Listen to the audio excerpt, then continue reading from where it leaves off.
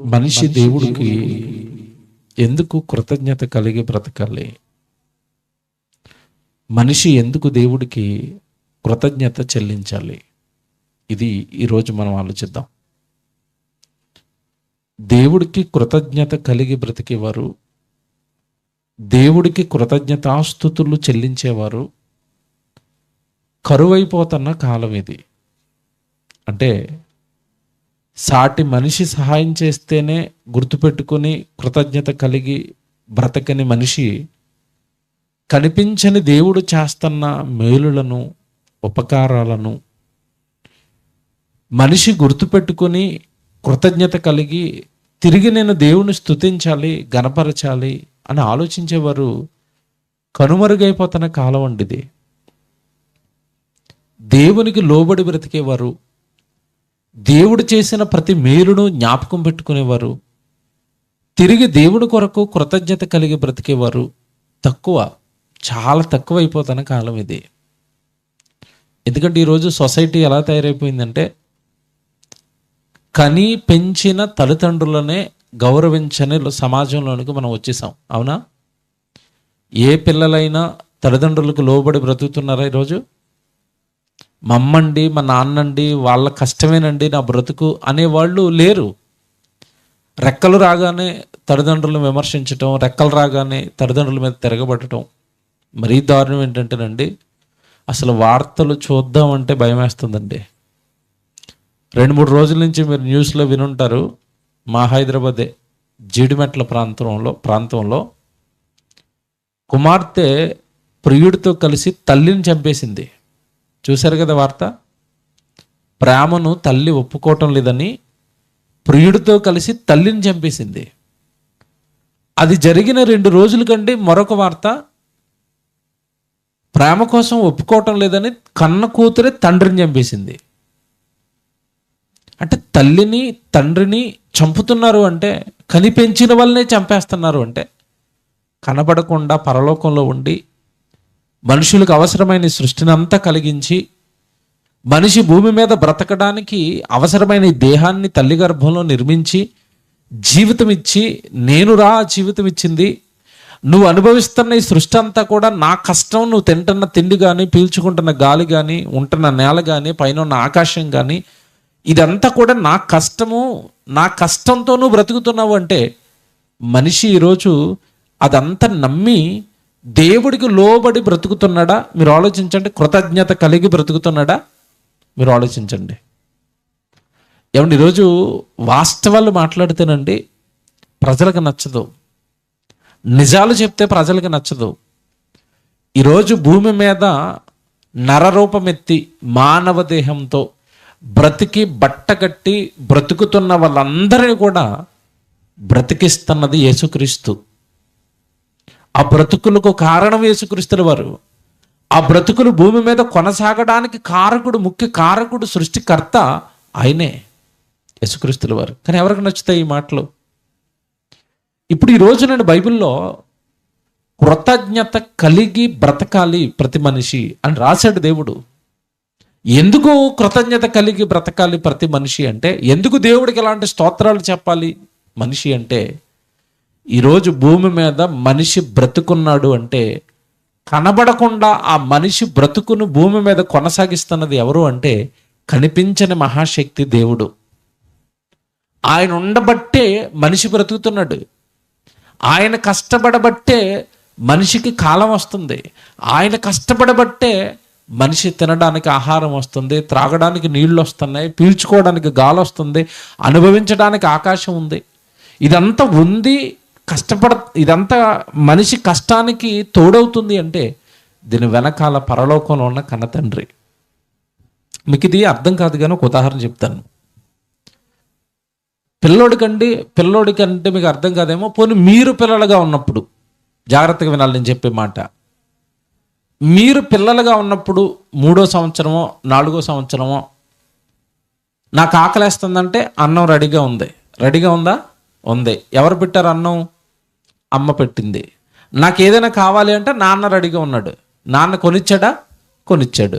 అమ్మ అన్నం పెడుతుంది, నాన్న కావలసినవన్నీ కొంటూ ఉంటాడు. జాగ్రత్తగా వినాలి నేను చెప్పేది. అమ్మున్నప్పుడు, నాన్నున్నప్పుడు, అన్ని టైంకి అందేస్తున్నప్పుడు జీవితం అంటే ఏంటో, వాడు తింటున్న తిండి కానీ, వాడు వేసుకుంటున్న బట్టలు కానీ ఎంతటి కష్టంతో వాడికి వస్తాయో వాడికి ఏమైనా తెలుస్తుందా? తెలీదు. ఎందుకు తెలీదో చెప్పాలి. మీ చిన్నప్పుడు మీకు కూడా తెలియదు. అది మీకెప్పుడు తెలిసింది? మీరు పెళ్ళై పెద్ద అయిన తర్వాత, మీకు పిల్లలు పుట్టిన తర్వాత అర్థమైంది, అమ్మో బట్టలు ఇంత కష్టంతో కొనాలా, బొవ్వెట్టాలంటే ఇంత కష్టమా. చిన్నప్పుడు కాలు మీద కాలు వేసుకుని ఆర్డర్లు వేసాను అమ్మకి, చిన్నప్పుడు కాలు మీద కాలు వేసుకుని ఆర్డర్లు వేసాను నాన్నకి, నాన్న బట్టలు కొను, నాన్న సైకిల్ కొను, ఆర్డర్లు వేసేవే. వీళ్ళకి చిన్నప్పుడు తెలియదండి. పిల్లలకి ఆర్డర్ వేస్తాడు అంతే. అడిగి ఆ ఆర్డర్ వేసిన వస్తువు కానీ, వాడు ఆర్డర్ వేస్తున్న తిండి కానీ అమ్మ నాన్నలు ఎంత కష్టపడితే వస్తుందో వాడికి తెలీదు. తెలుసా? తెలీదు. అలాగే ఇది మీకు అర్థమైతే, ఈరోజు వర్షం వచ్చేసింది, నీళ్ళన్నీ చక్కగా పొలాల నిండా నిండిపోయినాయి, పొలాలు పండుతున్నాయి, చక్కగా సముద్రాల్లో నీళ్లు ఉన్నాయి, డ్యాములో నీళ్లు ఉన్నాయి. ఏమన్నా మనం మోటార్ వేసుకుంటే నీళ్లు పైకి వచ్చేస్తున్నాయి, తాగడం పంట పండించుకోవడానికి నీళ్లు ఉన్నాయి. ఎవరు కష్టపడితే వచ్చాయి? దేవుడు. మరి మనుషులకి ఏమైనా కష్టం తెలుస్తుందా ఈరోజు? తెలీదు. దేవుడు కష్టపడితే నీళ్ళు వస్తాయని తెలీదు, దేవుడు కష్టపడితే గాలి వస్తుందని తెలీదు, దేవుడు కష్టపడితే నేల పండుతుందని తెలీదు. ఇవన్నీ ఎప్పుడు తెలుస్తాయి తెలుసా? ఎప్పుడు తెలుస్తాయి చెప్పండి? తెలియకుండా పోతాయా, తెలుస్తాయా? ఈ బుడ్డోడికి అమ్మ నాన్నల కష్టం తెలియకుండా పోతుందా, తెలుస్తుందా? తెలుస్తుంది. మరి దేవుడు పడుతున్న కష్టం తెలుస్తుందా, తెలీదా? కనబడటం లేదు కదండి, ఆయన ఏం కష్టపడుతున్నాడో మాకేం తెలుస్తుంది అని అంటారా? వీడికి తెలియలేదు చాలా రోజులు. నాన్న బట్టలు తేనాడు కానీ, బట్టలు తేడానికి నాన్న పొలంలో పనిచేస్తాడని వీడికి తెలీదు. తెలుసా? తెలీదు. అమ్మ అన్నం కావాలని ఆర్డర్ వేస్తాడు తప్ప, అమ్మ ఎంత కష్టపడితే ఆ వంట వండుతుందో వీడికి తెలీదు. ఏమంటే ఇప్పుడంటే గ్యాస్ పొయ్యి వచ్చింది, టక్కుమని తిప్పి లైట్ వేసి అన్నం వండుతుంది. ఒకప్పుడు అన్నం ఏంటి చెప్పండి? ఒకప్పుడు అన్నం ఎలా వండేవారు? కట్లు ఏరుకొచ్చి అవి ఈసిరి మండేవి కాదండి. వర్షాకాలంలో వంటకి స్త్రీలు ఎంత బాధపడేవారో నాకు తెలుసండి. వర్షాకాలంలో మొత్తం ఈ వంట చేసుకునే కట్టెలన్నీ తడిసిపోయేవి. బయటికి వెళ్ళి ఏరుకుందామంటే ఎక్కడ పొడి కట్టెలు దొరికేవి కాదు. ఆళ్ళింటి దగ్గర వీళ్ళింటి దగ్గర అరువడుక్కొచ్చి కదండి పొయ్యిలు వెలిగించేవారు ఒకప్పుడు. అంత కష్టపడితే కదండి వాడి గిన్నెలోకి అన్నం వచ్చింది. వాడికి ఏమైనా తెలుస్తుంది అది? ఎందుకు అన్నం లేటుగా వండుతున్నావు, నాకు ఆకలేస్తుంది అంటాడు, అయ్యగారు ఆర్డర్ వేస్తాడు. ఏమన్నా మీకు ఇదంతా ఎందుకు చెప్తున్నానంటే, దేవుడు పడుతున్న కష్టం మనిషికి తెలియటం లేదు. ఎప్పుడు తెలుస్తుంది? తెలియకుండా పోతుందా? తెలుస్తుంది. ఎప్పుడు తెలుస్తుంది తెలుసా? మీరు చెప్పండి, మీకు ఏం అందుతుందో ఎప్పుడు తెలుస్తుంది చెప్పాలా? చచ్చిపోయిన వెంటనే తెలుస్తుందండి. తెలుస్తుందా? చచ్చిపోయిన వెంటనే నరకానికి పోతాడు. ఎందుకురా నరకానికి వచ్చేసావు? నేను ఎందుకు నరకానికి వచ్చేసానని పక్కన అడిగితే ఆల్రెడీ ఆడ పక్కన ఒకడు వెళ్ళిపోయి కాలుతూ ఉంటాడు. వీళ్ళందరికీ స్టోరీ చెప్పేశాడు. ఆ నరకానికి వెళ్ళిన వాళ్ళందరికీ స్టోరీ ఎవరు చెప్పేశారంటే, అబ్రహాం గారు చెప్పేశారు ధనవంతుడితో, నాయనా నీ జీవితకాలం అందు నువ్వు సుఖపడ్డావు, తిన్నావు, త్రాగావు, తింటున్నది త్రాగుతున్నది ఎవరిచ్చారో తెలుసుకోకుండా బతికేశావు, అందుకే నరకానికి వచ్చావని ధనవంతుడికి చెప్పినప్పుడు, ఆడు ధనవంతుడు ఆ నరకంలో ఉన్న వాళ్ళందరికీ చెప్తాడా చెప్పడా? చెప్తాడు. ఇప్పుడు నువ్వు రయ్యమని అక్కడికి వెళ్ళిపోయావు అనుకో, నరకానికి ఇవన్నీ తెలియకుండా నీకు చెప్తారా చెప్పరాళ్ళు? బుర్ర పాడైపోయింది చూసారా? నాకు బుర్ర పాడైపోద్ది బైబిల్ ఆలోచించుకుంటే. చచ్చిన మరుక్షణం దేవుడు ఒక ఆయన ఉన్నాడు అని, ఆయన కష్టపడితే తిన్నామని, ఆయన కష్టపడితే త్రాగామని, ఆయన కష్టపడితేనే బతికామని, ఆయన చేతిలో ఊపిరుందని, ఆయన చేతిలోనే కాలం ఉందని, ఆయన చేతిలోనే నా ప్రాణం ఉందని, ఇవన్నీ మనిషికి తెలిసిపోయేది ఎప్పుడంటే చచ్చిపోయిన తర్వాత. కానీ చచ్చిపోయిన తర్వాత ఇవన్నీ నాకు తెలిసిపోయినాయి, ఇప్పుడు నేను భక్తుడిని అయిపోతాను, నేను అబ్రహాముని అయిపోతాను, నేను మరియమ్మని అయిపోతానంటే అవకాశం ఉంటుందా? ఉండదు. అంటే నువ్వు ఇవన్నీ తెలుసుకుని దేవుడికి కృతజ్ఞతగా లోబడి బ్రతకడానికి అవకాశం ఉన్నది ఎప్పుడు? ఇదిగో ఇప్పుడే. భూమి మీద బ్రతుకుండగా చేయి దేవుడికి కార్యాలు. ఈ కుటుంబం ఎందుకు పెట్టింది 1000 రూపాయలు ఖర్చుతో అంటే, దేవుడు మమ్మల్ని కాపాడుతున్నాడండి, దేవుడు మమ్మల్ని రక్షిస్తున్నాడండి, దేవుడు మా పిల్లలకి ఏదో చిన్న ఉద్యోగం ఇచ్చాడండి, మా కుటుంబం బాగుందండి, దేవుడికి మేము స్తుతులు చెప్పాలండి. అంటే దేవుడు చేసిన మేలును గుర్తుపెట్టుకున్నారు వాళ్ళు. బైబిల్లో ఒక మాట చూపిస్తాను. ఇప్పుడు మీలో కొంతమంది బాధపడతారు, బాధపడినా పర్వాలేదు. ఏ మాట చూపిస్తానంటే, కృతజ్ఞత దేవుడికట అందరూ చెప్పరట. కొంతమందే చెప్తారట. వాళ్ళకి దేవుడు ఏం పేరు పెట్టాడో చెప్తాను, కృతజ్ఞత చెప్పనోళ్ళకి ఏం పేరు పెట్టాడో చూపిస్తాను. బైబిల్ చూస్తారా? కీర్తనల గ్రంథం తీయండి. కీర్తనల గ్రంథం అందరు తీసుకోవాలి. 107వ కీర్తన తీసుకోండి. 107వ కీర్తన ముందు 8వ వచనం చదువుదాం. 107వ కీర్తన 8వ వచనం. ఆయన కృపను బట్టి నరులకు ఆయన చేయు ఆశ్చర్యమైన కార్యములను బట్టి వారు యెహోవాకు కృతజ్ఞతాస్తుతులు చెల్లించుదురుగాక. ఎందుకు చెల్లించాలట? నరుడు దేవుడికి ఎందుకు చెల్లించాలట? ఆయన కృపను బట్టి. దేవుడు మన ఎడలు ఏం చూపిస్తున్నాడట? కృప ఇస్తున్నాడు నీకు. ఆయన కృప వర్షం, ఆయన కృప నీ ఆరోగ్యం. తెలుసా? నువ్వు ఈరోజు హాయిగా కుర్చీలో కూర్చొని వాక్యం వింటున్నావు. నీ వయసు వాళ్ళు చాలామంది గుంటూరు హాస్పిటల్లో ఉన్నారా? నీ వయసు వాళ్ళు చాలామంది తీరని రోగాలు బారిన పడిపోయి తిరగడానికి అవకాశం లేక మంచం మీద పడిపోయి ఏడుతున్నారా? నీ వయసుకు వచ్చిన వాళ్ళు చాలామంది వాళ్ళు వయసు అయిపోయి ఫోటోలో కూడా ఎక్కిపోయారు. నువ్వు ఉండిపోయావు. నువ్వు ఆరోగ్యంగా ఉన్నావు. కాస్త దేవుడి సన్నిధిలో కూర్చొని అవకాశం నీకు ఉంది. అంటే ఈ ఆరోగ్యము, ఈ ఆయుష్ నీకు ఇచ్చి నీ ఎడల కృప చూపించింది ఎవరిప్పుడు? దేవుడు.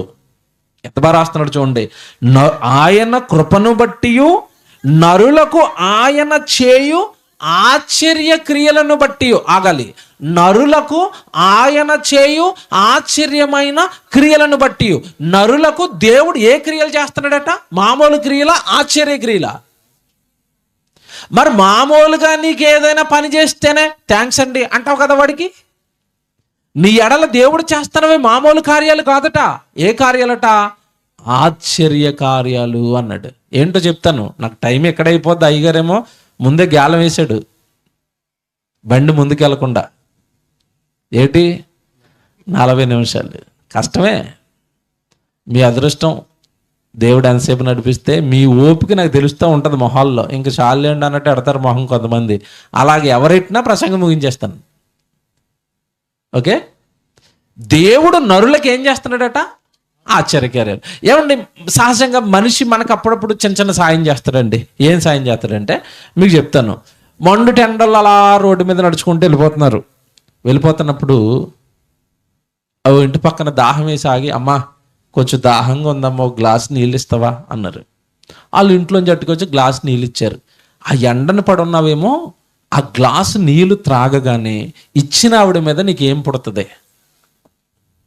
ఏం పుట్టింది? అమ్మ వందనాలమ్మ అంటారు క్రైస్తవులు అయితే. బయట వాళ్ళు అయితే అమ్మ నమస్కారం అమ్మ, మా దాహాన్ని తీర్చావు, నీ మేలు మర్చిపోలేనమ్మా, మీ కుటుంబం బాగుండాలమ్మా అంటారు. అన్నారు. ఏమంటే గ్లాస్ నీళ్ళు ఇస్తేనే అన్ని డైలాగులు వేసావు కదా. నువ్వు రోజుకు కనీసం 100 లీటర్ల నీళ్ళు వాడేస్తావు నువ్వు.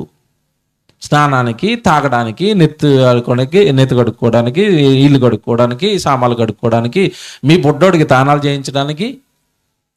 ఇన్ని నీళ్లు వాడేస్తున్నప్పుడు ఇన్ని నీళ్ళు ఇచ్చిన దేవుడికి ఏ రోజైనా బాబు మాకు నీళ్లు కరువు లేకుండా చేసావు దేవా స్తోత్రం అన్నవా? ఒకసారి చెప్పండి. అన్న స్త్రీలు ఎవరైనా ఉంటే చెయ్యొద్దండి.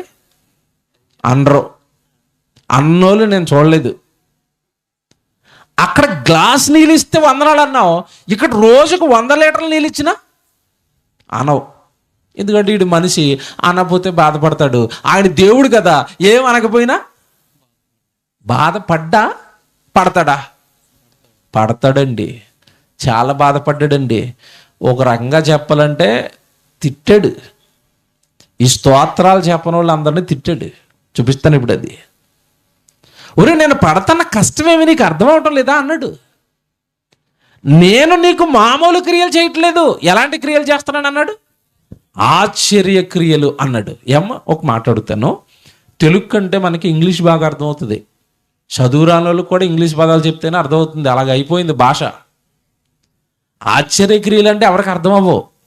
చదువుకున్న పిల్లలు అంటే ఇంగ్లీష్లో చెప్పండి ఆ పదాన్ని.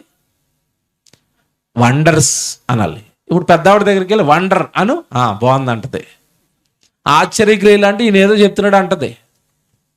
అలాగ అయిపోయింది ఇంగ్లీష్ ప్రపంచం. అంటే భూమి మీద ఉన్న ప్రతి మనిషికి దేవుడు ఏ క్రియలు చేస్తున్నాడట? ఆశ్చర్యక్రియలు, ఇంగ్లీష్ వండర్స్ చేస్తున్నాడట. ఇటు మాకు వండర్స్ చేస్తున్నాడా? వండర్ అంటే అర్థం ఏంటి? ప్రతి పదానికి ఒక అర్థం ఉంటుంది. ఆశ్చర్యక్రియలు అంటే అవి మామూలు క్రియలు కాదు, మామూలుగా ఉంటాయి, వండర్స్ ఉంటాయి. ఆశ్చర్యక్రియలు అంటే అర్థం ఏంటి తెలుసా? అలాంటిది మరెవరూ చేయలేనప్పుడు అది ఏ క్రియ అవుతుందంటే ఆశ్చర్యక్రియ. తాజ్మహల్ వండరేనా? వండరే. తాజ్మహల్ ఎందుకు వండర్ అయింది? ఇంకో తాజ్మహల్ ఎవడో కట్టలేదు కనుక తాజ్మహల్ వండరు. తాజ్మహల్ ఇంకొకటి కట్టేస్తే ఇదేం వండర్ అండి, ఇంకొకటి కట్టాడని అంటాడు. చైనా గోడ వండరు, ఎందుకంటే చైనా వాడు దేశం చుట్టూ గోడ కట్టుకున్నాడు. ఏ దేశం ఇప్పటికి వచ్చి అలాంటి గోడ కట్టుకోలేదు కనుక చైనా గోడ ఏమైంది? వండర్. మీకు అర్థమవుతుంది ఇప్పుడు? వండర్ అంటే అది ఇంకొకటి చేయలేనప్పుడు అది ఏమవుతుంది? వండర్ అవుతుంది. ఇప్పుడు దేవుడు నీ ఎడల ఏం చేశాడట? వండర్ చేశాడు. అంటే ఆ క్రియలు దేవుడు మాత్రమే చేయగలడు, మరెవరు చేయలేరు. నీకు అర్థమవుతుందా? దేవుడు అర్థమవుతున్నాడా? దేవుడు మనుషులకి ఏం చేస్తున్నాడట? వండర్స్ చేస్తున్నాడట. ఏంటండి వండర్స్? తాజ్మహల్ వండరు, చైనా గోడ వండరు, ఇంకేవో వండర్స్ ఉన్నాయి. మరి దేవుడు మాకు చేసిన వండర్ ఏంటంటారా? అసలైన వండర్ ఏంటి తెలుసండి? తాజ్మహల్ కదండి, చైనా గోడ కదండి, మీరు ధరించుకున్న ఈ దేహమే పెద్ద వండర్. ఇది అవునా కదా? చెప్పండి. మీ దేహం వండర్ అండి. ఎలాగ వండర్ అంటారా? ఇదేంటండి ఆశ్చర్యం అంటున్నారా? మీరు రాత్రి మటన్ తిన్నారనుకోండి, తెల్లారేసరికి అది ఏమైపోద్ది? అరిగిపోద్ది. అరిగిపోవడానికి లోపల రాళ్ళు ఏమైనా ఉన్నాయా? అరిగించడానికి రాళ్ళు ఏమైనా ఉన్నాయా? చిన్నప్పుడు బియ్యం పొడైపోవాలి, పిండి అయిపోవాలి, నూక అయిపోవాలి. ఏం చేసేవారు చెప్పండి పెద్దోళ్ళు? మిషన్లు రాకమునుపు ఏం చేశారమ్మా? రోట్లు వేసి దంచితే కానీ అది నూక అయిందా? అవ్వలేదు. మరి అన్నం లోపలేస్తే లోపల దంచడానికి ఏమున్నాయి చెప్పాలి. నువ్వేమైనా మామూలు వేస్తావంటే నవలాడని అన్నీ నవలట్లేదని లటకమని మింగేసావు లోపలికి. నీ పళ్ళు కూడా నవ్వలేని గట్టిదాన్ని లోపల ఏ రాళ్ళు అరగొడుతున్నాయి? ఆలోచించాలా. బుద్ధి, వివేకము, తెలివి, కాస్త ఆలోచన ఉన్నవాడు ఇవన్నీ గ్రహిస్తాడు, దేవుణ్ణి పట్టుకుంటాడు. నిజమేనండి, నా దేహం ఒక వండర్ అండి, నేను మాట్లాడటం ఒక వండర్ అండి. ఏమంటే మాట వండర్ కదండి? గేదె మాట్లాడుతుందండి, ఆవు మాట్లాడుతుందా, పిల్లి మాట్లాడుతుందా? ఏమంటే ఏ పక్షి అయినా మాట్లాడుతుందా? నువ్వు మాట్లాడుతున్నావు. నువ్వే ఎందుకు మాట్లాడుతున్నావో చెప్పాలి. నీ ఎడల దేవుడు ఏం చేశాడు? ఆశ్చర్యం స్వరపేటికి ఒకటి పెట్టి అందరికీ ఒకటే పెట్టాడు. అంటే ముందు పాస్టర్ గారు మాట్లాడారు, వాయిస్ ఎలాగుందంటే సాయి కుమార్ గారి వాయిస్ లాగా ఉంటుంది. ఇది అదొక రకమైన బేస్, కంగు అంట మైకులు మాట్లాడుతుంటే. నాదొక రకమైన వాయిస్. పాస్టర్ గారు ప్రార్థన చేశారు, ఆయనది ఒక వాయిస్. చాలామంది ఆడపిల్లలు వచ్చి పాటలు పాడారు, వాళ్ళ వాయిస్లు చూడండి స్వీట్. ఒక్కొక్కరికి ఒక స్వరపేటికి పెట్టి ఒక్కొక్కరికి ఒక్కొక్క కన్ను ఏమంటే ఎంత అందంగా డిజైన్ చేసి మానవ దేహాన్ని నిర్మించి మనుషులకిచ్చి ఆ మానవ దేహానికి అవసరమైన సమస్తాన్ని దయచేస్తున్న దేవుడు మన ఎడలు ఏం జరిగిస్తున్నాడట? ఆశ్చర్యక్రియలు. నీ గుండె కొట్టుకోవటం ఆశ్చర్యం కదండి? ఎప్పుడైనా ఆలోచించారా? మనిషి బ్రతకాలంటే ఏం కొట్టుకోవాలి? గుండె కొట్టుకోవాలి. గుండె ఎంతసేపు కొట్టుకుంటుంది నాకు చెప్పండి? గుండె ఎంతసేపు కొట్టుకుంటుంది? ప్రశ్నే తప్పండి, అది ఎప్పుడు ఆగదండి అని చెప్పాలి మీరు. అదేనా? ఏమన్నా ఎంతసేపు కొట్టుకోవడం కాదు, అసలు అది కొట్టుకోవటం ఆగదు. ఆగావా నీకు ఫోటోకి దండడిపోద్ది, అంతే కదండి? ఆగిపోయిందా ఫోటోకి దండడిపోయినట్టే. ఫ్రేమ్ కట్టించుకోవాలి, పెద్ద ఫ్రేము. గుండె lub dub lub dub lub dub lub dub ఎందుకు కొట్టుకుంటుంది తెలుసా? అసలు గుండె ఎందుకు కొట్టుకోవాలి ఇలాగా? రక్తాన్ని తీసుకోవాలి, రక్తాన్ని మళ్ళా పంపు చేయాలి, రక్తాన్ని తీసుకోవాలి, రక్తాన్ని పంపు చేయాలి, రక్తాన్ని తీసుకోవాలి, చెడు రక్తాన్ని మంచి రక్తాన్ని వేరు చేయాలి, చెడు రక్తాన్ని ఫిల్టర్ చేయాలి, మంచి రక్తాన్ని మళ్ళా నెత్తి నుండి అరికాల వరకు ఎక్కించాలి. అంటే మీ ఇంట్లో మీ ట్యాప్లో నీళ్ళు రావాలి అంటే ముందు నీళ్ళు ఎక్కడికి ఎక్కించాలి? ట్యాంకులోకి ఎక్కించాలి. ఈ నడినెత్తి వరకు రక్తాన్ని ఎక్కించాలంటే ఏం ఎక్కించాలి? గుండె లాగటం ఎక్కించటం, లాగటం ఎక్కించటం, లాగటం ఎక్కించటం. అంటే టోటల్గా బాడీ మొత్తానికి రక్తాన్ని పంప్ చేస్తుంది, రక్తాన్ని ఎక్కిస్తుంది. అంటే ఇది ఒక మోటరు. గుండె ఏంటి? మోటరు. ఇప్పుడు నేను అడుగుతాను, నీ మోటార్ని 2 రోజులు కట్టకుండా స్విచ్ చేసి వదిలే, ఉంటుందా? కాలిపోద్దా? కాలిపోద్ది. ఈ మోటార్ ఏమైనా కాలిపోతుందా? ఇక్కడే ఉంటుంది ఎగ్జాక్ట్గా. కాలుతుందా? పోనీ మాడిపోయిన వాసన ఏమైనా వస్తుందా కంటిన్యూ కొట్టుకోవడం వల్ల? రాదా? నీ మోటార్ కరెక్ట్గా ఒక రోజు తిరిగేసరికి ఏం వాసన వస్తుంది? మాడిపోయిన వాసన. ఎక్కడి నుంచి వచ్చింది? ఎప్పుడైనా రాదు. ఏంటండి ఇలాంటి మోటార్ పెట్టాడు ఇక్కడ?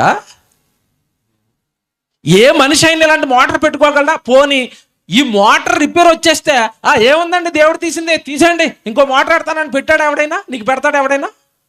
పెట్టడు. ఇప్పుడు చెప్పండి, దేవుడు నీ ఎడలు ఏం చేస్తున్నాడు? బాబ్బా, ఈ రాత్రంతా ఇక్కడే, నేను జరగను ముందుకి.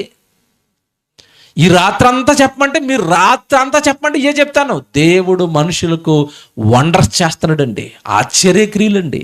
అవి దేవుడు తప్ప ఎవరు చేయలేరు. పోనీ ఇంకోటి చెప్తాను. ఈ కాలం ఏ కాలం? వేసవి కాలం అయిపోయింది కదండి, జూన్లోకి వచ్చాం. వేసవి కాలం అంతా ఒక పండు వస్తుందండి. ఏ పండు వస్తుంది? మామిడి పండు. తింటే ఎలాగుంటుంది? తిన్నారు కదండి. మామిడి పండు తింటే ఎలాగుందో చెప్పాలి. అసలు తింటున్నప్పుడే తెలియని ఆనందం అండి. నడినెత్తి మొదలుకొని అసలు నాలుక మీద పండు రుచి పడేసరికి అబ్బబ్బబ్బబ్బబ్బబ్బా, దేవా స్తోత్రం, మామిడి పళ్ళు చేసిన దేవా, ఎప్పుడు చూడాలి నిన్ను. అలా నాకైతే అలాగ అనిపిస్తుంది. నాలుక మీద మామిడి పండు పడగానే ఆ రుచికి ఎంత ఆనందపడతామండి, ఎంత ఆహ్లాదపడతామండి. నేను సవాల్ చేస్తానండి ప్రపంచం మొత్తానికి. మామిడి పండు ఒక వండర్ అంటాను నేను. అవునా కాదే చెప్పాలి మీరు. ఏంటండి కేజీ 150 రూపాయలకి ఇన్ని కాయలు వస్తున్నాయి, వండర్ అంటారా మీరు? ఇప్పుడు ఆడపిల్లలకి చెప్తున్నాను నేను మామిడి పండు తింటే ఏ రుచి అయితే నా నాలుగు తగిలిందో, మీరు ఏ రకమైన వంట అయినా చేయండి, మామిడి పండు లాంటి రుచి కలిగిన వంటకాన్ని మీరు వండండి, నా వల్ల అవుతుందని ఏ స్త్రీ అయినా చేయొచ్చు. ఎత్తరు మీరు. ప్రపంచంలో నెంబర్ 1 చెఫ్ నేనే నెంబర్ 1 వంటకాడిని అంటే ఆడు కూడా అడుగుతున్నాను, ఒరే మామిడి పండు ఏ రుచితో ఉంటుందో ఆ రుచితో ఒక వంట వండు. నువ్వు వండుతావా?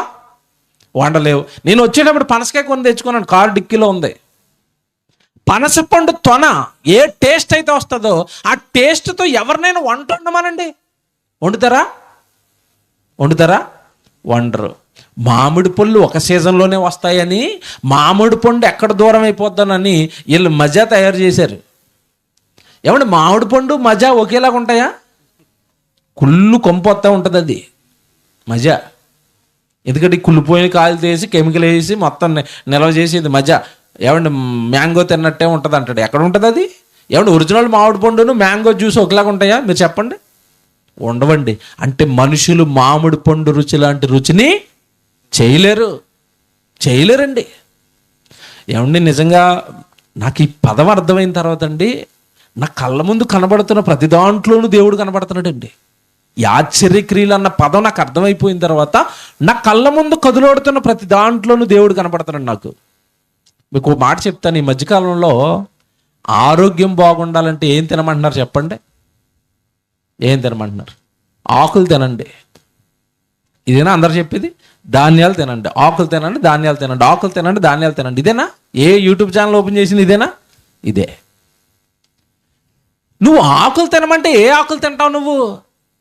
మహా అయితే తోటకూర తింటావు, గోంగూర తింటావు, బచ్చల కూర తింటావు, ఇంకేవో ఆకుకూరలు ఉంటాయండి, ఒక 4-5 రకాలు మనకు దొరికేవి, అవి తింటాం. ఈ మధ్యకాలంలో అడ్వాన్స్డ్ శాస్త్రం ఏం చెప్తుందంటే, మీ చుట్టుపక్కల ఉన్న ప్రతి ఆకులోనూ మీకు ఆరోగ్యం ఉంది. దానిమ్మాకులు కషాయం తాగండి, మామిడాకులు కషాయం తాగండి, ఏమండి జామాకులు కషాయం తాగండి, ఈ కషాయాలన్నీ తాగితే మీకు ఆరోగ్యంగా ఉంటుందండి అంటున్నారు. నేను మాట్లాడగనండి. ఈ 4 ఆకులు 5 ఆకులు మన ఇంటి ముందు దొరికితే కనుక కోసుకుని కషాయం తాగి ఆరోగ్యం తెచ్చుకుంటాం. ఇప్పుడు ఇదిగో నా ఎదుర్కొంటే పిచ్చి మొక్కలు ఉన్నాయి, దీని ఆకులు కషాయం తాగమని నువ్వు తాగుతావా? తాగో. మరి అందులో ఉన్న విటమిన్ నీకు ఎలా రావాలి? నువ్వేం టెన్షన్ పడొద్దు కొడుక, నీ సంగతి నాకు తెలుసు కదా, నువ్వు ఏది పడితే తినవు. నువ్వు ఆకులు తినవు కనుక ఆకులు తినడానికి ఒక జంతువుని చేస్తాను, అది తింటది ఆకులు, దాన్ని నువ్వు తినన్నాడు. ఏం చేశాడు చెప్పండి? బుర్ర పాడైపోద్ది మీకు. మేక వదిలేస్తే ఏం తింటది? ఆకులు. మేక మాంసం తింటే మనకేమొస్తుంది? ఇప్పుడు బాలింతరాలు, ఓపిక లేదు, ఏం పెట్టాలి? కొంచెం మటన్ ఎట్టండి అమ్మ, మేక మాంసం అంటే ఆకుల్లో ఉన్న విటమిన్లన్నీ దాంతో తినిపించి, నాయన నువ్వు మటన్ తినరా బాగుంటుంది అన్నాడు. ఆశ్చర్యం కదా? ఆశ్చర్యం కదండి? రాత్రంతా ఆలోచిస్తే చెప్తాను నేను దేవుడి కోసం, మీ కళ్ళ ముందు చాలా వండర్స్ జరుగుతున్నాయి, ఏవి మీకు తెలీదు. తింటున్నాం, తాగుతున్నాం, తిరుగుతున్నాం అనుకుంటున్నాం, కానీ వీటి వెనకాల దేవుడు వండర్స్, ఇవన్నీ అద్భుతాలండి. మనం తినలేని, తాగలేని, చేయలేని అద్భుతాలన్నీ దేవుడు చేస్తున్నాడు అన్న సంగతి చాలామందికి తెలీదు. ఇంకా మీరు చదువుకున్న వాళ్ళు అయితే ఒకటి చెప్తాను నేను, చదువుకున్న వాళ్ళు అయితే అర్థమవుతుంది నేను చెప్పేది. బాడీకి చాలా చాలా ఔషధాలు కావాలి. ఒక రకంగా చెప్పాలంటే పొటాషియం అంటారు, కాల్షియం అంటారు, ఐరన్ అంటారు. మీకు డాక్టర్ గారి దగ్గరికి వెళ్తే చెప్తాడు, మీలో ఐరన్ తగ్గిపోయిందండి అంటాడు, కాల్షియం తగ్గిపోయిందని అంటాడు, పొటాషియం తగ్గిపోయిందని అంటాడు. బాగా వినాలి, అవన్నీ మీకు అర్థం కావు. కానీ ఐరన్ అంటే తెలుసా మీకు? ఐరన్ అంటే ఏంటి చెప్పండి? ఇనుము. అంటే ఒంట్లో ఏం తగ్గిపోయిందట? ఐరన్ తగ్గిందండి అన్నాడు కదా. ఐరన్ తగ్గింది అన్నప్పుడు ఏం చేయాలి? సరే డాక్టర్ గారు, మా ఇంటి ముందు చాలా ఇనప మొక్కలు ఉన్నాయి, మొక్క తింటానంటావా? తిను ఇనప మొక్క, చచ్చి ఊరుకుంటాం, లోపలంతా పేగులన్నీ పాడైపోయి. మరి లోపల నీకు ఐరన్ కావాలా? ఇనప మొక్క దగ్గర వెరీ గుడ్, మెలకుగా ఉన్నారు. ఓకే, మనిషికి ఐరన్ కావాలి. ఐరన్ కావాలంటే ఇనప మొక్కలు తినలేం కదండి. తినమన్నాడు దేవుడు. అలాగా నీ బాడీలో ఐరన్ తగ్గిపోయిందమ్మా, అక్కడక్కడ చిన్న చిన్న ఇనప మొక్కలు ఉంటాయి, భూమిలో తీసుకుని తినన్నాడా? తినం. అలాగ మనం, దేవుడికి తెలిసేది అలాంటివి తినిపించడు దేవుడు. మన పిల్లలకి మనం మంచి ఫుడ్ ఎలాగైతే పెడతామో, దేవుడు కూడా మనకు ఐరన్ కావాలని తెలుసు. ఐరన్ ఎక్కడ పెట్టాడు తెలుసండి? పాలకూరలో ఐరన్ ఉంటుందండి, తెలుసా మీకు? గోంగూరలో ఐరన్ ఉంటుంది. మరి పాలకూరలోనూ గోంగూరలోనూ పెట్టేస్తే మన దగ్గర చాలామంది మొక్క ప్రియులు ఉంటారు. వాళ్ళ సంగతి ఏంటి? ఆడు గోంగూర తిండు, పాలకూర తిండు. అప్పుడు ఏం చేశాడంటే, ఇటు గోంగూర తిండేమోనని ఐరన్ అట్టుకొచ్చి మళ్ళీ పీతలో పెట్టాడు. మీకు అర్థమవుతుందా? దేవుడు నేను గోంగూర పాలకూర తిన్నంటే పీత తిని కొడుకు ఐరన్ దొరుకుతుంది అన్నట్టు. పీతల నిండా ఐరన్నే. అంటే దేవుడు చూసారండి ఎలా ఆలోచించాడో మన కోసం. మనకు కావలసినవన్నీ మన కళ్ళ ముందే పెట్టి మనల్ని ఎలా తినిపిస్తున్నాడో చూసారా? ఎలా తినిపిస్తున్నాడో చూసారా? ఏమంటే చిన్నప్పుడు పిల్లలు అన్నం తినరు, అమ్మ ఏం చేస్తుంది చెప్పండి? అమ్మ ఏం చేస్తుంది? అలాగ తీసుకెళ్ళి అదిగోరా అదిగోరా అదిగోరా చందమామ టక్మని నోట్లో దోసేస్తుంది. అడిగి ముద్ద ఇలా లోపలికి పెట్టేస్తుంది కదండి. ఎందుకు అంత బలవంతంగా పెడుతుందంటే, ఆడు తింటున్నప్పుడు ఎందుకు పెడుతుంది ఇవ్వడానికి కక్కేస్తాడు. కక్కేసిన దెబ్బలేసి లోపలికి వేస్తుంది, మళ్ళీ తినిపిస్తుంది. కారణం వాడు శక్తిగా ఉండాలి, ఎదగాలి, గొప్పవాడు అవ్వాలి. కొన్ని సందర్భాల్లో పిల్లలు మందులు వేసుకోరు. మందులు వేసుకున్నప్పుడు తల్లి ఏం చేసేది చెప్పండి? చిన్నప్పుడు ఉగ్గు పాలల్లో మందు కలిపేసి పాలను తాగించేసేది. ఆడు పాలు అనుకుని తాగేసేవాడు. ఇంతకీ పాలా మందు? అది మందు. ఇప్పుడు మనం తింటున్న ఆహార పదార్థాలు, మీరు పళ్ళు వస్తాయి చూసారు, మీరు పండు అనుకున్నారు, మీరు అమాయకులు. పండు కాదు, అది మందు. అది యాపిల్ పండులో ఒక విటమిన్ ఉంటుంది, మామిడి పండులో ఒక విటమిన్ ఉంటుంది, సీతాఫలంలో ఒక విటమిన్ ఉంటుంది. ఒరే పండు కొడుకా, తినుకొడుకా అన్న నీకు తెలియదు, లోపల విటమిన్స్ ఉన్నాయి. మందులు వేస్తున్నాడు దేవుడు. అమ్మ ఉగ్గు పాలలో కలిపి ఒకప్పుడు మందు ఎలా పెట్టిందో, దేవుడు పళ్ళల్లో విటమిన్స్ పెట్టి, పోషకాలు పెట్టి, నువ్వు తినమ్మా ఈ పండు తినమ్మా, ఇది నచ్చపోతే ఇంకోటమ్మ, ఇది నచ్చపోతే ఇంకోటమ్మ. ఏం దేవుడండి నిజంగానండి. ఇవన్నీ నాకు అర్థమైపోయిన తర్వాత ఎప్పుడు దేవుణ్ణి చూడాలి? ఇంత ప్రేమ మనుషులంటే. ఇంత బాగా వండర్స్ చేశాడా మన కళ్ళ ముందు దేవుడండి. ఇప్పుడు చెప్తాను. ఇప్పుడు మీకు అధ్యాయానికి వచ్చేయండి, మీరు చదువుకున్న మాటకు వచ్చేయండి, టైం అయిపోతుంది. 107వ కీర్తనకు వచ్చేయండి, మీరు చదువుకున్న మాటకి 8వ వచనం మనం చదువుకున్నాం. 107లో 8 చదువుకున్నాం. ఆయన మీ ఎడల ఆశ్చర్యక్రియలు చేస్తున్నారు కనుక దేవుడికి మీరు ఏం చేయాలి? కృతజ్ఞతాస్తుతులు చెల్లించండి. 9వ వచనం, ఎలయనగా ఆశగల ప్రాణమును ఆయన తృప్తిపరిచి ఉన్నాడు, ఆకలి కొని వారి ప్రాణమును మేలుతో నింపి ఉన్నాడు. ఆకలి లేకుండా చేశాడు గనక దేవుడికి నువ్వేం చేయాలి? స్తుతులు చెప్పు. నాకు ఉద్యోగం వస్తే చెప్తాను, వ్యాపారం బాగుంటే చెప్తాను, పంట బాగా పండితే చెప్తాను కాదు. ముందు ఆకలి తీర్చాడు కనుక దేవుడికి ఏం చేయాలట? ఏమన్నా ఆకలి తీర్చినందుకు స్తోత్రాలు చెప్పే భక్తులు ఉన్నారా? మీరు చెప్పండి, నిజాలు మాట్లాడుకుందాం. ఆకలి తీర్చాడు కనుక దేవుడికి స్తోత్రం అండి. ఈ సంవత్సరం అంతా నేను, నా కుటుంబము, నా పిల్లలు పస్తులు లేవండి, 3 పూట్ల తిని హాయిగా మేము పని చేసుకున్నామండి. అందుకేనండి సంవత్సరానికి ఒకసారి మేము కృతజ్ఞత పెడతామండి, 6 నెలలకు పెడతామండి, 3 నెలలకు పెడతామండి, నెలకొకసారి పెట్టుకుంటామండి. ఎందుకంటే ఆయన మా ఆకలి తీరుస్తున్నాడు కదండి. ఆకలి తీరుస్తున్న దేవుడికి స్తోత్రాలు చెప్పాలి కదండి. ఎవరనుకున్నారు? కీర్తన చూడండి ఎంత బాగా రాశాడో. ఎందుకు మీరు స్తుతులు చెప్పాలంటే 10వ వచనంలో అంటున్నాడు, 9వ వచనంలో రెండో మాట, ఆకలి గోని వారి ప్రాణమును మేలుతో. ఇప్పుడు ఈ గ్రౌండ్లో ఉన్న వాళ్ళందరినీ అడుగుతున్నాను నేను, దేవుడు ఈ సంవత్సరంలోనండి మా ఆకలి తీర్చలేదండి, ఒక నెలపాటు అంతా మేము పస్తులు ఉండిపోయామన్న వాళ్ళు చెయ్యత్తలా. గ్రౌండ్లో ఉన్నారా?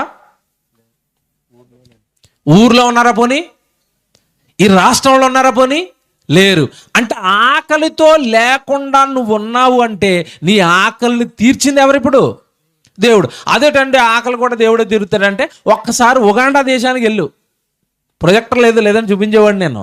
వాళ్ళకి అన్నం దొరక్క మట్టిని చపాతీల కింద చేసుకుని ఎండబెట్టుకుని తింటున్నారు వాళ్ళు. నువ్వు వారం వచ్చేసరికి ఈ వారం పీతలు, వచ్చే వారం రొయ్యలు, ఆ వచ్చే వారం మటను అంటావు. నువ్వు మార్చి తింటావు నువ్వు నాన్ వెజ్లు. వాళ్ళు ఏం తింటున్నారు తెలుసా? అడవుల్లోకి పోయి కోతి దొరికితే చాలా వాళ్ళకి, ఆ రోజు పండగలకి ఒక కోతి దొరికితే కోతులు వండుకుని తింటున్నారు వాళ్ళు. చివరికి అడవుల్లో కూడా జంతువులు లేవు వాళ్ళకి. ఇప్పుడు మనుషులు తినడానికే తినలేదంటే అడవుల్లో జంతువులు పెరగడానికి ఏముంటుందండి? అక్కడక్కడ ఒక కోతి పెరిగితేనండి బాణం వేసి ఆ కోతిని కొట్టుకుని ఒక్క కోతి దొరికిందంటే ఆ రోజు వాళ్ళందరికీ పండగేక. అదే నాన్ వెజ్ వాళ్ళకి. మనకులాగా మేక మాంసం ఏమంటే సముద్రం దగ్గరికి వెళ్ళి రొయ్యలు, గుడ్డు పీతలు ఏమి లేవు వాళ్ళకి. ఆకలితో అలమటిస్తున్నారండి. నువ్వు తింటున్నావు కదా, దేవుడికి ఏం చెప్పాలట? స్తోత్రాలు చెప్పాలి. నేను చెప్తున్నాను మళ్ళీ, చాలామంది అంటున్నారు మాకు ఉద్యోగం వస్తే స్తోత్రాలు చెప్తాం, పంట బాగా పండితేనో, లాటరీ తగిలితేనో, లేదంటే ఏవో అమ్మఒడి పడితేనో. ఇవే కదండి చాలామంది ప్రభుత్వ పథకాల మీద కూడా ఆశ. అవి వస్తే కూడికెడతామండి, రాకపోతే పెట్టవా? ఆయన చేయు ఆశ్చర్య కార్యములను బట్టి వారు యెహోవాకు కృతజ్ఞతాస్తుతులు చెల్లించాలి అన్నాడు. ఏంటింతకి చేసేది? 16లో చెప్తున్నాడు, ఎలయనగా ఆయన ఇత్తడి తలుపులను పడగొట్టి ఉన్నాడు, ఇనుప గొడియలను విరగొట్టి ఉన్నాడు. బుద్ధిహీనులు తమ దుష్ట ప్రవర్తన చేతను, తమ దోషము చేతను బాధ తెచ్చుకొందురు.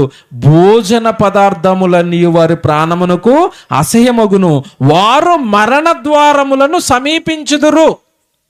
దుష్టులందరూ మరణ ద్వారాలకి సమీపంగా వెళ్ళున్నారు. రేపో మాపో చచ్చిపోవడానికి గుంటూరు హాస్పిటల్లో ఉన్నారు. నువ్వు నీ ఇంట్లో ఉన్నావు కదా, నువ్వు క్షేమంగా ఉన్నావు కదా, కనుక నువ్వు దేవునికి ఏం చేయాలి? ఇప్పుడు స్తుతులు చెల్లించు. నాకు ఈ అధ్యాయమే సరిపోద్దండి ఈరోజు మాట్లాడడానికి. మీరు ఇక అర్థం చేసుకుంటారని ముందుకెళ్ళిపోతున్నాను. 15 చదివారు కదా, మళ్ళీ 21 రాసుకోండి. 21లో కూడా సేమ్ అదే రిపీట్ చేస్తాడు మళ్ళీ. 21లో ఆయన కృపను బట్టి నరులకు ఆయన చేయు ఆశ్చర్య కార్యములను బట్టి వారు యెహోవాకు కృతజ్ఞతాస్తుతులు చెల్లించుదురుగాక. ఎందుకు చెల్లించాలో అక్కడ చెప్తాడు, తర్వాత చదువుకో, నాకు టైం లేదు. 21 అయిపోయిందా? తర్వాత 31కి రండి. 31 ఆయనకు నరులు కృతజ్ఞతాస్తుతులు చెల్లించాలి. ఎందుకు? అక్కడ ఉంటే చదువుకోండి. ఈ అధ్యాయం అంతానండి మీరు స్తుతులు చెప్పాలి. కారణం ఏంటంటే మీ జీవితానికి దేవుడు చాలా మేలులు చేస్తున్నాడు అని చెప్పండి. ప్రసంగం స్టార్టింగ్లో ఒక మాట నన్ను ఎంతమంది గుర్తుందో, కృతజ్ఞతాస్తుతులు చెబుతున్న వాళ్ళను దేవుడు మెచ్చుకుంటాడు, చెప్పని వాళ్ళను దేవుడు ఏం చేస్తాడని చెప్పాను? తిడతున్నాడు. ఎక్కడ? 43వ వచనానికి వచ్చేయండి. 43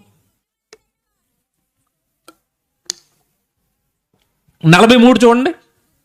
బుద్ధిమంతుడైన వాడు ఈ విషయములను ఆలోచించును. అబ్బా ఆగిపోండి, ఇవన్నీ ఎవరు ఆలోచిస్తారట? నా ఆకలి తీర్చింది దేవుడే, నాకు ఆరోగ్యాన్ని ఇచ్చింది దేవుడే, నాకు పిల్లల్ని ఇచ్చింది దేవుడే, ఈ రోజు నేను తిరిగి లేచానంటే కాలాన్ని ఇచ్చింది దేవుడే, నేను అనుభవిస్తున్నవి అన్ని సమస్తాన్ని నాకు దయచేస్తున్నది దేవుడే అని ఎవడు ఆలోచించుకుంటాడట? బుద్ధిమంతుడు. ఆలోచించని ప్రతివాడు ఎవరో చెప్పాలా? బుద్ధి లేని వాళ్ళు. ఇప్పుడు కృతజ్ఞత కూడికి ఎట్టనోళ్ళు అందరూ ఎవరో చెప్పాలా? తిడతారని అందుకే చెప్పాను స్టార్టింగ్లో. మీలో చాలామంది తిడతారని ఎందుకు చెప్పానంటే మీరు చాలామంది పెట్టనోళ్ళు అందరూ ఎవరో తెలుసా? బుద్ధిహీనులు. గ్లాసుడు నీళ్ళు ఇస్తే స్తోత్రాలు అంటావా? ఆరోగ్యం ఇస్తే స్తోత్రం అనవా? ఆకలి తీరిస్తే స్తోత్రం అనవా? పిల్లల్ని కాపాడితే స్తోత్రం అనవా? రోడ్డు మీదకి వెళ్ళినోడు క్షేమంగా ఇంటికి వస్తాడన్న గ్యారంటీ ఉందండి ఈ రోజుల్లో? చచ్చిపోతున్నారు కదండి యాక్సిడెంట్లు అయ్యి. నీకు ఏ ప్రమాదం రాకుండా కాపాడుతున్నాడు కదండి, ఏ రోగం అంటకుండా కాపాడుతున్నాడు కదండి. దేవుడు అర్థం కాలేదు, దేవుడికి స్తోత్రాలు చెప్పడం లేదు, ఇలాంటి కూడుకులు పెట్టడం లేదు, నా దేవుడు గొప్పవాడని ప్రకటన చేయటం లేదు. అలా చెయ్యని వాడు, ఇవన్నీ ఆలోచించుకోనని వాడు ఎవరట? బుద్ధిహీనుడు. ఎంత బాగా రాశాడు 43.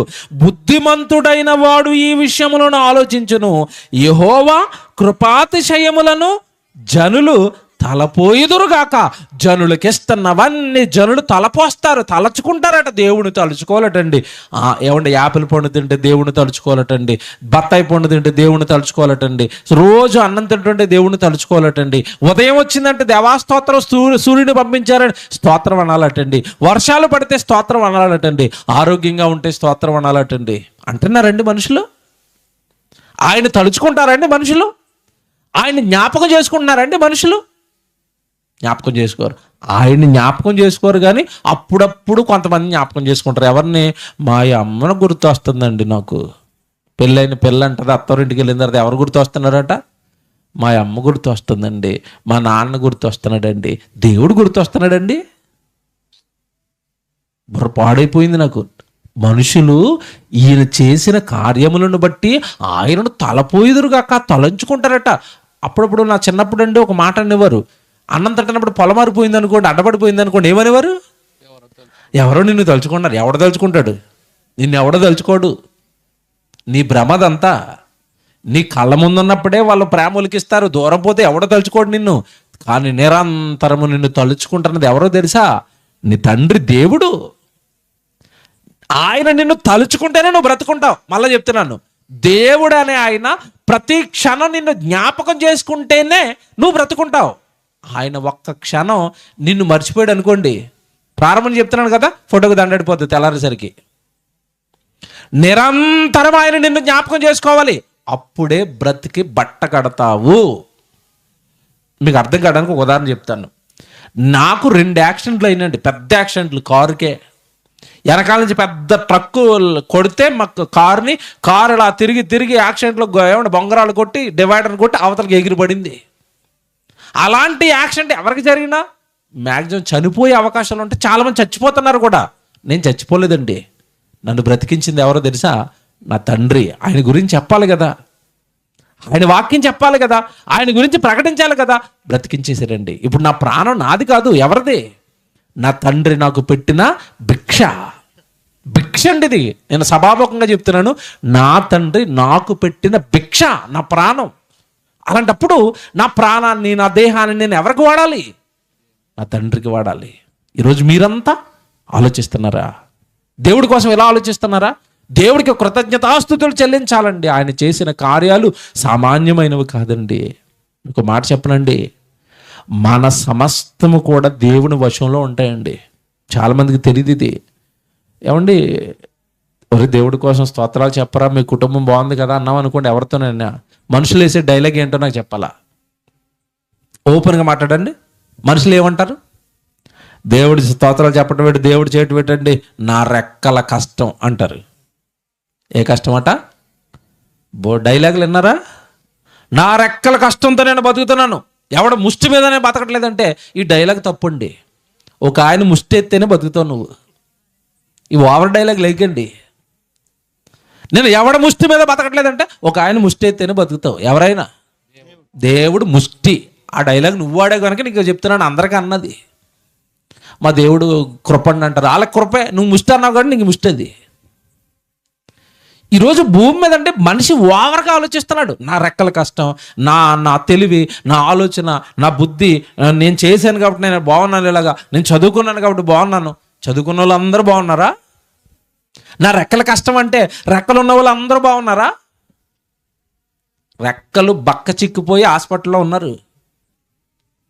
పోనీ ఇంకా అడుగుతాను నేను, నా రెక్కల కష్టం అంటే రెక్కలు ఎవరు అని అడుగుతాను నేను. మొదట నువ్వు చెప్పు, రెక్కలు ఎవరివి? తల్లి గర్భంలో రెక్క కట్ చేసి భూమి మీద పంపించుంటే అప్పుడు అంటావా నా ఒంటి రెక్క కష్టం అంటావు? అప్పుడు అనడు నా ఒంటి రెక్క కష్టం అండు. దేవుడు అందరికి మంచి రెక్కలు ఇచ్చి నాకు రెక్క అంటే రెక్క కట్ అయిపోగానే గుర్తొచ్చాడు ఆయన. ఎవరు? దేవుడు. 2 రెక్కలు బాగుంటే ఎవరు గుర్తొస్తారు? నా కష్టం, మరి నా తెలివి, నేను హీరో, మరి నా గురించి ఏమనుకున్నావు అంటాడు. మొత్తం రాళ్ళగొట్టేస్తాడు, అన్నీ దొల్లగొట్టేస్తాడు. అన్నీ దేవుడిని పక్కకు పెట్టి నేను నేను నేను నేను అన్నావనుకో ఉన్నవన్నీ దొల్లగొడతాడు దేవుడు. ఎందుకంటే నీకు సంబంధించిన ప్రతిదీ కూడా దేవుని వశంలో ఉంటాయి. ఈ సంగతి మనిషికి తెలియదండి. 1 దేవుడికి తెలుసు, 2 ఎవరికి తెలుసో తెలుసా? దెయ్యానికి తెలుసు ఈ సంగతే. దెయ్యానికి సంగతి తెలుసు. మనిషిని దేవుడే కాపాడుకున్నాడండి. ఇతనికి సమస్తం వాళ్ళ నాన్నే ఇస్తున్నాడండి. వాళ్ళ నాన్నని వీడిని విడగొట్టాలండి. వాళ్ళ నాన్న వల్ల వీడు క్షేమంగా బ్రతికేస్తున్నాడండి. వాళ్ళ దేవుడు వల్ల వీడు క్షేమంగా బ్రతికేస్తున్నాడండి. వాళ్ళ దేవుడిని వీడిని విడగొట్టాలండి. యోబుని గురించి మాట్లాడుతుంది దెయ్యం. బాబు ఒక్కసారి యోబు గారు నాకు అప్పగించవా అని అడిగింది. మీ అందరికి చెప్తున్నాను, యోబుని అప్పగించవా అని ఎందుకు అడుగుతుంది? ఇది వెళ్ళిపోవచ్చు కదా, డైరెక్ట్గా బాధ పెట్టడానికి వెళ్తుందా? ఎందుకు వెళ్తుందో చెప్పాలి నాకు. దేని చుట్టూ వేశాడు కంచె? యోబుకు సంబంధించిన మొత్తం అన్నట్లకి కంచె వేసాడు ఆయన. వేసాడా? యోబు పిల్లలకి వేసాడు, యోబు పశువులకి వేసాడు, యోబు ఆస్తికి వేసాడు, యోబు పనులకి వేసాడు, యోబుకి వేసాడు, యోబు భార్యకి వేసాడు. సమస్తానికి కంచె వేసి వీళ్ళు నా పిల్లలు నా వశంలో ఉన్నారంటే ఇది ట్రై చేస్తుంది వెళ్ళి పాడు చేయడానికి. అవుతుందా? అవదు. ఎందుకు అవదు చెప్పాలి. సమస్తము నాకు నచ్చిన వాళ్ళకి సంబంధించిన సమస్తము నా వశం. నన్ను దాటుకుని రావాలాడు వస్తే ఎవరు? అపవాది. ఎంత బాగుందండి. యోబు దగ్గరికి వచ్చి అంటుంది, యోబు ఊరకనే నీ అందు భయభక్తులు కలిగాడు అనుకుంటున్నావా? నాకు తెలుసు నువ్వేం చేస్తున్నావు, మొత్తం కంచె వేసావు, నాకేమో దూరడానికి అవ్వట్లేదు అంటుంది. అది తెలుసా మీకు? దెయ్యం అంటుంది. తెచ్చేద్దామని ట్రై చేస్తున్నాను, ఆస్తిని పాడు చేద్దామని ట్రై చేస్తున్నాను, అతని పంటలు పాడు చేద్దామని ట్రై చేస్తున్నాను, ఏది నా వల్ల అవ్వట్లేదు. ఎందుకంటే అతని చుట్టూ నువ్వేం వేసేసావు? కంచె. ఏమంటే ఇప్పుడు మీ పంట పండిందంటే మీ పంట చుట్టూ ఎవరి కంచె ఉంది చెప్పండి? దేవుడు. కంచె కట్ చేస్తే ఏముండదు, ఉత్తుబొట్టెట్టుకుని తిరగటమే, నెత్తి మీద పంట పండలేదని. అప్పుడు గుర్తొస్తాడు మళ్ళీ ఎవరు? దేవుడు. పంట పండేస్తే అంటాడు, నేను రాత్రులు నిద్రపోకుండా చేను చుట్టూ తిరిగానండి అందుకే పండిందని అంటాడు. బాబోయ్, మనుషులను చూస్తేనండి నాకు ఎంత కోపం వస్తుందంటే, ఎరువు బాగా 4 బస్తాలు వేసానండి అందుకే పండింది అంటాడు. ఈ డైలాగులు అంటే రైతుల నోట వచ్చేవి. పంట బాగా పండిందంటే దేవుడు అండి అంటాడండి ఎవరైనా? అనరండి. నరులకు దేవుడు చేస్తున్న కార్యాలు కంటికి కనపడటం లేదండి. మా బాధ ఏంటంటే ఆయన కష్టం కనపడటం లేదు, ఆయన శ్రమ కనపడటం లేదు, ఆయన కంచి వేసి కాపాడుతున్నాడు అన్న సంగతి కనపడటం లేదు. ఒక్కటి చెప్పి ముగించేస్తాను, టైం అయిపోయింది, అదిరిపోద్ది. ఇది బాగా వినండి. మనిషి అంటున్నాడు, నా బలంతో, నా కష్టంతో, నా శ్రమతో నేను బ్రతికేస్తున్నాను, నాకు దేవుడు అవసరం లేదు, ఇదంతా నా తెలివి, నా బుద్ధి, నా ఆలోచన, నా రెక్కల కష్టం, నా బలం, నేను బ్రతికేస్తున్నాను అంటే నేను మాట చెప్తాను. ఇప్పుడు కీర్తనల గ్రంథం మీరు చాలా సంవత్సరాలు చదువుకున్న పాత కీర్తనలాగా ఉంటుంది. అది నేను ఇప్పుడు కొత్తగా చెప్తాను. అది 127 కీర్తన తీయాలి అందరూ. మొదటి వచనం చదవండి. 127 కీర్తన మొదటి వచనం చదవండి. యెహోవా ఇల్లు కట్టించని ఎడల దాని కట్టువారి ప్రయాసము వ్యర్థమే. ఇల్లు అనగానే దేహం గురించిది మనకు తెలుసు. 2వ వచనం చదవండి, అక్కడ కింద ఉన్న లైన్, 2వ లైన్. యెహోవా పట్టణమును కాపాడని ఎడల దాని కావలి కాయువారు మేలుకొని ఉండుట. అంటే ఇప్పుడు పట్టణాన్ని కాపాడుతున్నది ఎవరు? దేవుడు. ఆ పట్టణంలో పంటలన్నీ సరిగా పండిస్తున్నది ఎవరు? దేవుడు. ఆ పట్టణానికి సంబంధించిన వర్షాన్ని సంపూర్ణంగా ఇస్తున్నది ఎవరు? దేవుడు. ఆ పట్టణానికి గనక పట్టణం మీద దేవుడికి కోపం వచ్చి కాపాడను, కంచి తీసేస్తానని తీసాడు అనుకోండి, గుంటూరు పట్టణం మీద, రేపల్లి పట్టణం మీద తీసాడు అనుకోండి, ఇంకంతే మనం బాబా బాబా బాబా బాబా అనుకోవాలా. ఎందుకు? ఏమొచ్చేస్తుంది ఆయన కంచి తీసిన వెంటనే? కరువు. పక్కన సముద్రం ఎండిపోద్ది, చెరువులు ఎండిపోతాయి, నీళ్లు ఉండవు, పంటలు పండవు. అప్పుడు ఏం చేయాలా? అప్పుడు ఇక్కడి నుంచి మరో ప్రాంతానికి వలస వెళ్ళిపోవాలా బతకడానికి. అలా వలస వెళ్ళిపోతున్న వాళ్ళు లేరండి చాలా పట్టణాల నుంచి.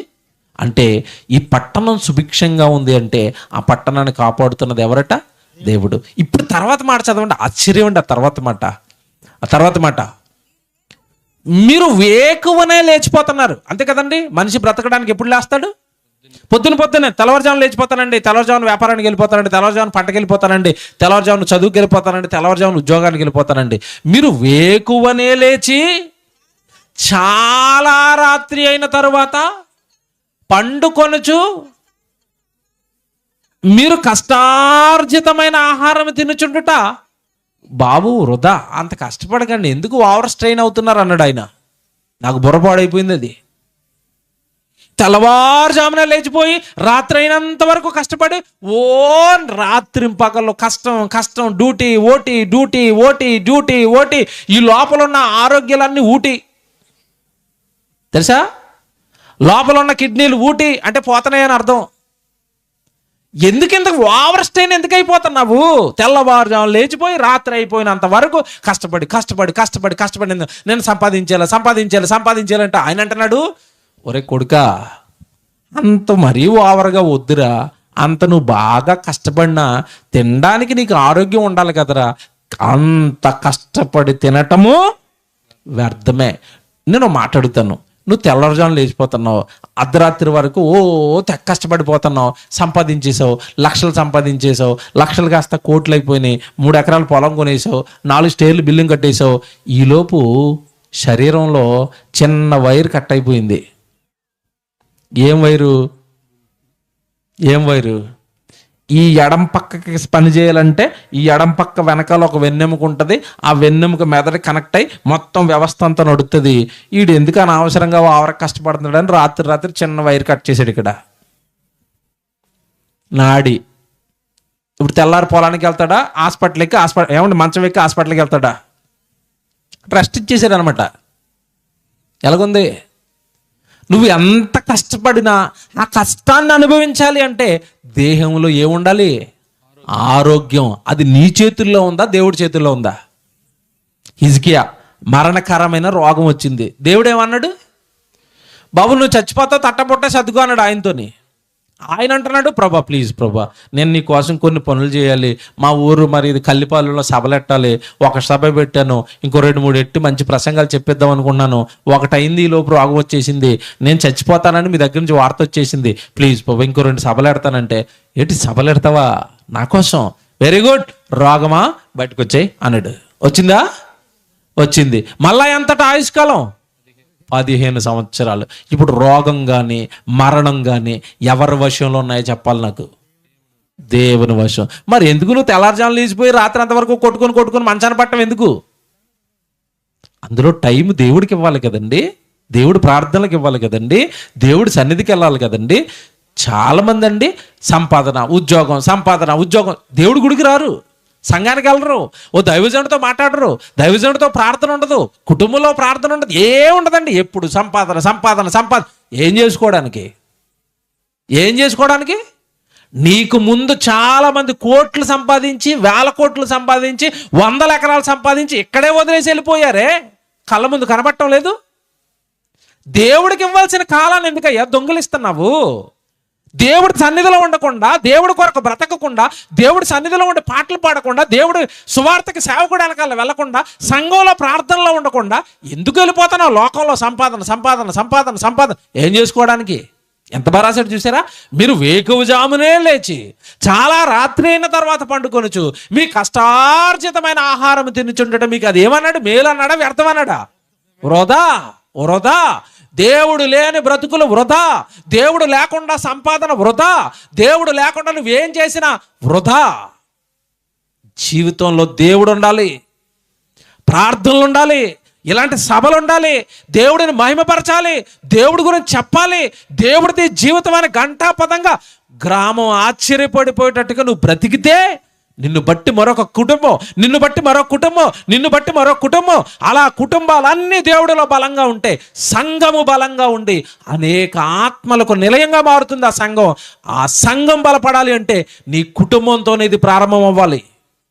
నువ్వు బలంగా ఉండాలి, నీ కుటుంబం బలంగా ఉండాలి. ఏమంటే ప్రతి కుటుంబం నెలకొకసారి గ్రామం మొత్తాన్ని కూర్చోపెట్టి అలాంటి కృతజ్ఞత కూడికలు ఎడితే దేవుడికి మహిమ.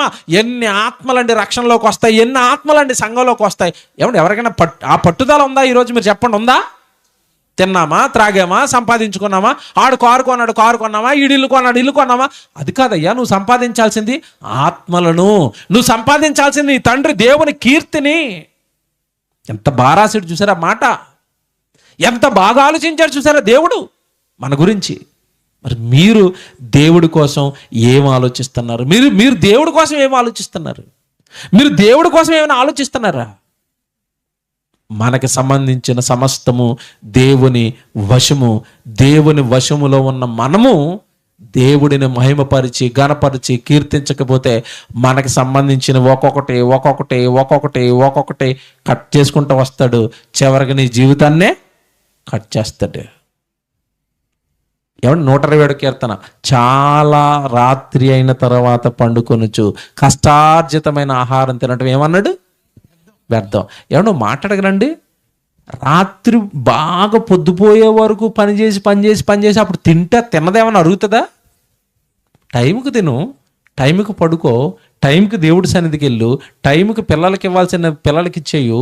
ఎందుకు ఓవర్ స్ట్రెయిన్ అయిపోతున్నావు? అసలు విషయం చెప్తాను బాబు, మీకు ఎవరికి తెలియని సీక్రెట్ ఒకటి చెప్తున్నానని చెప్పాడు. ఇప్పుడు కింద వచనం చదవాలా. కింద వచనం, తన ప్రియులను నిద్రించుచుండగా ఆయన వారికి ఇచ్చుచున్నాడు, ఇది గర్భఫలం కోసం. ఆ తర్వాత మాట, కుమారులు యెహోవా అనుగ్రహించు స్వాస్యము, గర్భఫలం ఆయన ఇచ్చు బహుమానం. రైట్, ఇది మీకు తెలుసు. తర్వాత మాట, యవ్వన కాలమందు పుట్టిన కుమారులు బలవంతుడైన దేవుని చేతిలోని బాణం. ఏమంటే ఈ వచనం మీరు ఎంతకాలం మీకు ఏమర్థమని చెప్తాను, నేను చెప్తాను, జాగ్రత్తగా వినాలా.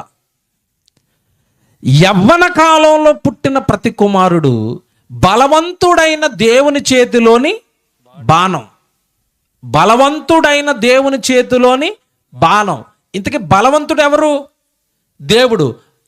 ఆయన చేతిలో బాణం ఎవరు? నువ్వు. అంతేనా? నేను ఎవరిని ఇప్పుడు దేవుడికి? బాణాన్ని. మీరెవరు దేవుడికి? బాణాలు. ఇప్పుడు మాట్లాడుతానండి, నా వైపు చూడాలి అందరూ. విల్లు బాణాన్ని చూసారా ఎవరైనా? మీరు చూసారా? ధనుసు ఇలా కట్టుంటుంది, కర్రలాగా బలమైన కర్ర ఉంటుంది, దానికి ఒక తాడు ఉంటుంది, ఆ మధ్యలో వేసి లాగా వదిలేదాన్నే ఏమంటారు? బాణం. ఇప్పుడు నా వైపు చూడండి అందరూ. నేను ఇంత చిన్న కర్ర తీసుకున్నాను, చిన్న కర్రతో చిన్న తాడు కట్టి దానికి చిన్న బాణం పెట్టి లాగా వదిలేను. ఎక్కడికి వెళ్తుంది అది? చిన్న బాణం ఎంత దూరం వెళ్తుంది? నేను ఎక్కడి నుంచి లాగితే బాక్సుల దగ్గర పడిపోద్ది. ఇప్పుడు కర్ర, పెద్ద బలమైన కర్ర పెట్టాను, బలమైన కర్ర పెట్టి బలమైన తాడు కట్టి బలంగా లాగు వదిలేను. ఎక్కడికి వెళ్తుంది బాణం? ఎక్కడికి వెళ్తుంది? చాలా దూరం వెళ్ళిపోద్ది.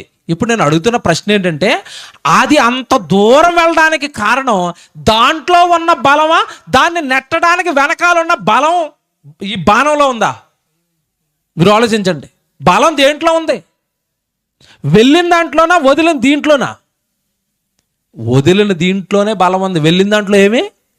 లాగితే గట్టిగా లాగితే దూరం వెళ్తుంది, నెమ్మదిగా లాగితే దగ్గర పడిపోద్ది. ఇంతకీ బలవంతుడు ఎవరు? ఇంతకీ లాగుతున్నది ఎవరు? దేవుడు. ప్రయాణం చేస్తున్నది ఎవరు? బాణాన్ని ఎవరు? నువ్వు. ఇప్పుడు బలం ఎవరిది? నీ బలం అంతా ఎవరిది ఇప్పుడు? దేవుడిదేనా? నీ శరీరంలోని యవ్వన బలం అంటావు కదా, ఎక్కడదా బలం? దేవుడిది. ఎవడ నా యవ్వన బలం నాదే అన్నవాడిని ఎవడినైనా ఒక 60 సంవత్సరాల తర్వాత అనమండి, చెయ్యి ఇలాగే ఎత్తమనండి, చెయ్యి పైకే లేకదు. మరి నా బలం అన్నావు ఎక్కడికి పోయింది? ప్రశ్న అర్థమైందా? యవ్వన కాలంలో ఉన్నప్పుడు నా బలం, నా రెక్కలు అంటావు కదా, ముసలైపోయిన తర్వాత తాను అంటవా? ముసలైపోయావంటే ఆ బలాన్ని దేవుడు నీలోంచి ఏం చేశాడు? తీసేశాడు. బలం ఉంటే మా బాబోయ్ పొలంలో తెగ తిరిగేస్తానవరా, ఇంట్లో కూర్చోరా అన్నాడు అనమాట. రెస్ట్ తీసుకో బాబు, నా దగ్గరికి రావాలి కదా. ఏం తిరుగుతావు ఆ లోకంలో? బలవంతుడైన దేవుని చేతిలో బాణం అంటే మీకు ఏమర్థమైందో, మనకి సంబంధించిన సమస్త బలాలు మనవి కాదండి, ఎవరివి? దేవునివి. శరీర బలం దేవునిది, ఆలోచన బలం దేవుడిది, తిండి వల్ల వచ్చే బలం దేవుడిది, ఆర్థికంగా కాస్త బలంగా ఉన్నారా, ఆ బలం కూడా ఎవరిది? దేవుడిది. కాస్త చదువులో బలంగా ఉన్నారా, ఆ బుద్ధి జ్ఞానం మీ మనసులో పెట్టింది ఎవరు? దేవుడు. ఆ బలం ఎవరిది? దేవుడిది. ఒకడు అన్నాడట, ఈ ప్రపంచంలో నా ఎంత తెలివైనడు లేడు, నా ఎంత తెలివైనడు లేడంటే ఒక ఆయన అన్నాడట, ఎవరు ఏం తెలివిరా తెలివిని బుర్రలో పెట్టిన దేవుడు అంటే అన్నాడట. దేవుడు లేడు, ఏం లేడు, దేవుడు లేడు, ఏం లేడు, నా ఎంత తెలివైనడు ఇంకొకళ్ళు లేడు, నా ఎంత తెలివైనడు ఇంకొకళ్ళు లేడని ఆడికి బాగా చదువుపించండి. ఓ డిగ్రీ చదువుతున్నాడట, పాస్ అయిపోతున్నాడట. ఏముందో మీ డిగ్రీ తీసేయండి, ఇంకా పెద్ద డిగ్రీ ఉండి చెప్పండి అన్నాడట. ఇంకో డిగ్రీ చదివాడట, అది పాస్ అయిపోయాడట. చిన్న డిగ్రీ ఇంకేమన్నా ఉంటే చెప్పండి అని మొత్తం మీద దేశంలో ఉన్న డిగ్రీలన్నీ ఒకదాని తర్వాత ఒకటి చదివేస్తున్నాడండి. అంటే ఏమని నిరూపించుకోవడానికి? నేను జ్ఞానవంతుడిని, నేను తెలివైన కాదయ్యా. బుద్ధి బలం జ్ఞానం ఇచ్చేది దేవుడు. దేవుడు లేడు, ఏం లేడు, నా జ్ఞానం, నా తెలివి, నా బుద్ధి, నా జ్ఞానం, నా తెలివి, నా బుద్ధి అన్నాడండి. సుమారుగా 22 డిగ్రీలు చేసాడండి. 22 డిగ్రీలు చేసిన తర్వాత అండి సడన్గా ఒకరోజు మెమరీ లాస్ అయిపోయింది. మెమరీ లాస్ అంటే తెలుసా? మైండ్ పోయింది, గతం మర్చిపోయాడు. ఆడి దగ్గరికి వెళ్ళి దేవుడు అని చెప్పినాడు అన్నాడట, బాబు బాగున్నావంటే ఎవరు నువ్వు అన్నాడట. నేను ముందే చెప్పాను రా నువ్వు పిచ్చోడు అయిపోతావని, నువ్వు ఎర్రవేగిపోవడం తర్వాత బుర్రలో నరం కట్ చేశాను అన్నాడట ఈయన. అంతే కదండి. నేను తెలివైన, నేను బుర్రలో, మెదడులో తెలివి, జ్ఞానము, ఆలోచన పెట్టింది ఎవరండి? దేవుడు అండి. అంటే సమస్తము ఎవరు అనాలి? మనిషి దేవుని వండి. అలా అన్నని ప్రతి వాడు ఇందా మీరు చదువుకుని వచ్చిన బుద్ధిహీనుడు. వాడెవడిప్పుడు? బుద్ధిహీనుడు. కృతజ్ఞత కూటాలు ఎట్టిన వాళ్ళు అందరూ ఎవరు? మీరు అనండి ఒకసారి గట్టిగా, మీ పాస్టర్ గారు వింటారు. కూడికలు ఎట్టిన వాళ్ళు అందరూ ఎవరు? బుద్ధిహీనులు. కూటాలు ఎట్టిన వాళ్ళు అందరూ ఎవరు? బుద్ధిహీనులు. దేవుడి గురించి చెప్పని వాళ్ళు అందరూ ఎవరు? బుద్ధిహీనులు. దేవుడు చేసినవన్నీ జ్ఞాపకం ఉంచుకునే వాళ్ళు అందరూ ఎవరు? బుద్ధిహీనులు. మీరు బుద్ధిమంతులుగా ఉంటారా, బుద్ధిహీనులుగా ఉంటారా? బుద్ధిమంతులుగా ఉంటారా? బుద్ధిమంతులుగా ఉండాలంటే మీరేం చేయాలి? ఇప్పుడు ఈ కూటాలు పెట్టండి. ప్రార్థన చేసుకుందాం.